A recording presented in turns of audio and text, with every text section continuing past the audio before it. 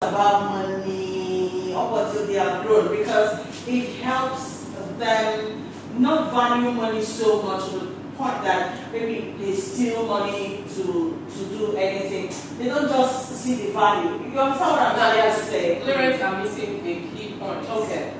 In the chain of life events for the children. Okay. And that is the fact that you need to let your children know what your values are.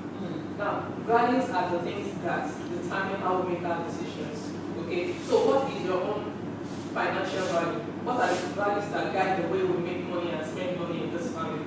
And once you are able to teach your children from childhood, you have naturally fought stealing, you have naturally fought excessiveness for the love of money that you are trying to cover by not exposing them to it, or by exposing them to how money is made legitimately and how money is planned and expended, and bills are paid, by them knowing that when money comes into this family, there is a process. Yes, it's not just for sweets and biscuits. Exactly. So they know from their parents, by looking at their parents and by their parents involving them in the decision making of the home, that there is a process to this thing. It just doesn't happen like that.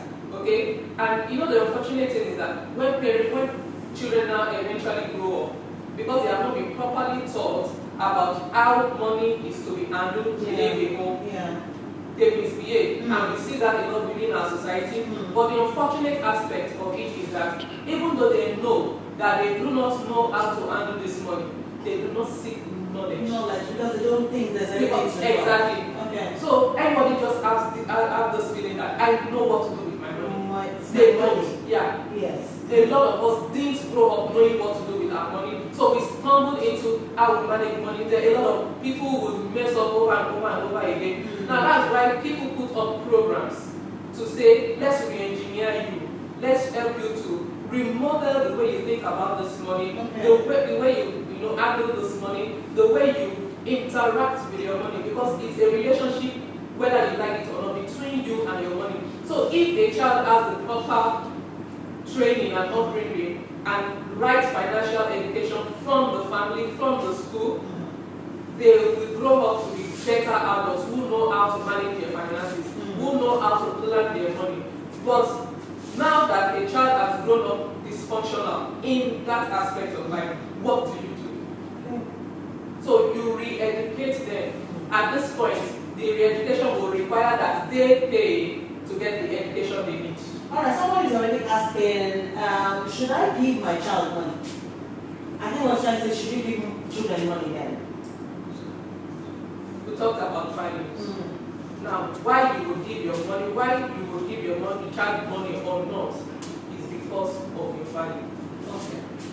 I'm teaching my children to be responsible with money. I will give them money to buy things. And look at their behavior and their attitude to how they have spent the 15 naira that they have gotten today. Somebody else will say, no, I'm not going to do that.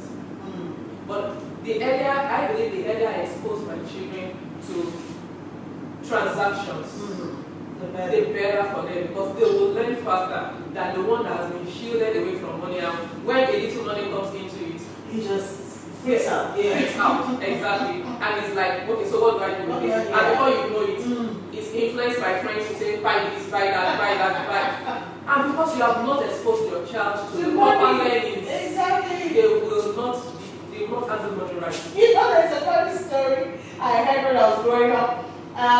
This little boy, the mother sells charcoal, and he uses the wheelbarrow to go help the mom pack charcoal from somewhere and bring it to the house, and they sent him on that errand. This is a true life story though. And he took the wheelbarrow, and on his way to get the charcoal back home and all that, he stumbled on a nylon bag by the roadside. And children, out of curiosity, he just picked up the poly bag and opened it, and it was money.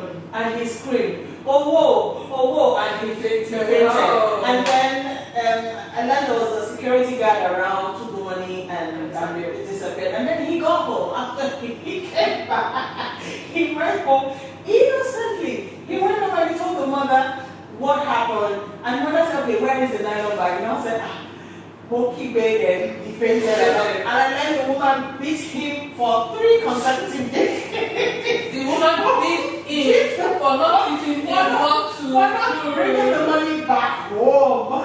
Now, imagine that the mother has taught this child. That little boy, what money is about. What money is about. Yeah. And what you do in a situation like that. With the importance of honesty and integrity in money management. Yeah. That child would have done the right thing. It would not have been so overwhelmed by the sight of too much money that he lost himself. Yes.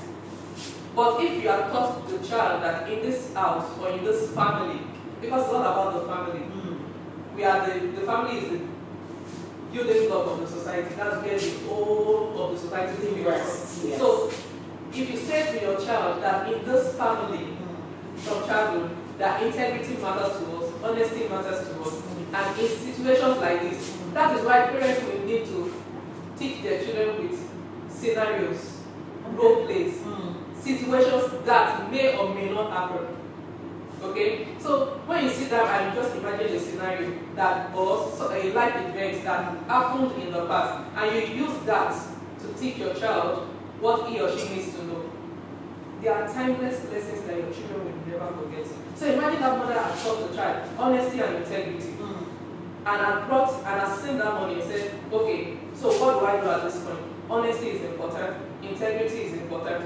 Where do I take this money to? I think about a police station. Because that is naturally where you should take it to. Let's overlook the things in our society that are not perfect, but let's look at its perfect situation. So this child knows that I'm supposed to take money that is missing money, so I need to report it at the police station. All right. Because of honesty and integrity, values that have been taught to me. All right, just say, how do we really teach these children? Because that is what everything boils down to. A lot of parents don't teach children about money because they don't know what to teach. It is, because you just assume when you begin to make your own money, then you know how to spend it and all of that. So what do I really tell my children? How do I teach them? See, if anybody gives them money, then you go and put it in the safe, or what really do you teach them? For children, it's simple. And there are many things you need to let your children start knowing from childhood. And that is the fact that when you get any money, first thing you need to think about is, I need to save. Then I need to share. Then I need to spend. So if I get 100 naira as a gift, what percentage of that 100 naira goes into saving? What percentage goes into sharing? And what percentage goes into spending? So for example, I tell my children, you can spend 25%, I'm sorry, you can save 25% of your money. Of whatever money, Yeah. You can share 25%, and you can spend 50%. Wow, that's fair. That's fair. Yes. Because you need to let them know that giving is also part of life. That is where sharing comes from. Then saving is, you save now so that you can have something. Children are not saving for the house they want to buy. They are not saving for the car they want to. Funny enough, a child told his mom, I'm saving for my first car. Do you understand? Wow. But let's even say what they are saving for is the next PlayStation or the next bicycle. Yeah, or whatever. Let there be a goal. Yeah, let there be a goal. Yes. But let them know that you save towards it. Then as they grow up, you want to expose them to how money is made. Money doesn't just come from people giving you money. Yes. Money is made through adding value. Not even just working. Because if you say work, they go out and start working. But you need to understand that money comes through exchange of value. Value is a reward for value. Money is value. When you work, you get money. Wow, interesting. All right, we have one of our